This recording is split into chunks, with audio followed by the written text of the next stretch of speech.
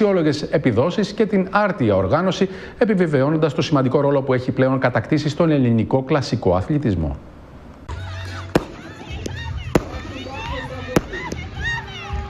Με περισσότερους από 550 αθλητές και αθλήτριες από όλη την Ελλάδα, γεμάτες κερκίδες και υψηλό αγωνιστικό επίπεδο, το Δημοτικό Στάδιο Αιγείου φιλοξένησε τα Αιγιάλια 2026. Αιγιάλια 2026, ακόμα μια συνδιοργάνωση με τον Αθηνόδωρο και το Δήμο Αιγιαλίας στέφθηκε με επιτυχία. Περισσότεροι από 600 αθλητές από όλη την Ελλάδα ήρθαν στην πόλη μας, στο πανέμορφο Δημοτικό μας Στάδιο Αιγείου, και αγωνίστηκαν, πέτυχαν πάρα πολλά ατομικά ρεκόρ, αποδεικνύοντας για ακόμη μια φορά ότι το στάδιό μας ενδείκνυται για ρεκόρ. Μάλιστα, 2 άτομα ακόμα μια φορά πέτυχαν τα όρια τους και προκρίθηκαν στο Πανευρωπαϊκό Πρωτάθλημα εδώ, στο στάδιό μας. Πραγματικά αυτές οι επιδόσεις των παιδιών που έρχονται εδώ και δίνουν το καλύτερο τους σε αυτό μας γεμίζουν περηφάνεια.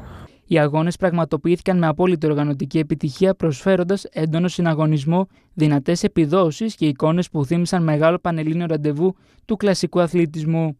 Ιδιαίτερη ήταν και η παρουσία του Αθλητικού Συλλόγου Αιγείου Αθηνόδωρος Αιγιεύς, με τους αθλητές του συλλόγου να καταγράφουν μετάλλια, διακρίσεις και αρκετά ατομικά ρεκόρ, επιβεβαιώνοντας τη συστηματική δουλειά που γίνεται στις υποδομές. Μια χρονιά λοιπόν, πλησιάζουμε προς το τέλος, επιτυχημένοι οι αγώνες Αιγιάλια 2026, μια συνεργασία μεταξύ του Δήμου Αιγιαλίας και του Αθηνόδωρου, που στέφεται με επιτυχία, με πολλούς δρομείς, πολλούς επισκέπτες από όλη την Ελλάδα, μεγάλες επιδόσεις.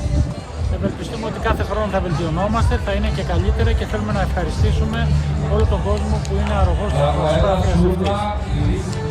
Είμαι πολύ χαρούμενη που πιάσα το όριο για το Ευρωπαϊκό Πρωτάθλημα. Ήταν μια επίδοση που περίμενα. Είχα μια σειρά. Βέβαια και το στάδιο βοήθησε, ήταν πολύ καλό. Δίπλα μου πάντα είναι ο προπονητής μου και ο Γιώργος Παπαδρεόπουλος, οι γονείς μου, η ομάδα μου Κούρος. Τώρα συνεχίζουμε δυνατά.